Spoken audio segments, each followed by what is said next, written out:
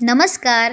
तर आज आहे दत्त जयंती आणि दत्त जयंतीनिमित्त बऱ्याच ठिकाणी गुरुचरित्राचं पारायण केलं जातं. तसंच आज आमच्या घरीसुद्धा गुरुचरित्राच्या पारायणाची समाप्ती होती आणि त्याच निमित्ताने दत्त महाराजांना आवडणारा नैवेद्य म्हणजेच उडदाचे वडे, घेवड्याची भाजी, वरण, भात, चपाती, बेसनाचे लाडू अशा प्रकारचा नैवेद्य आज दत्त महाराजांना अर्पण केलं जातं. त्याचप्रमाणे आपल्या गुरूंचे सुद्धा पूजन केले जाते.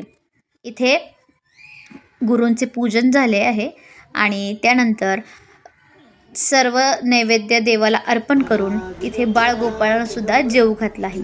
तर अशा निमित्ताने आज आमच्या ताईंच्या गुरुचरित्राच्या पारायणाची समाप्ती होती आणि ती अशा पद्धतीनं छान अशी पार पडली.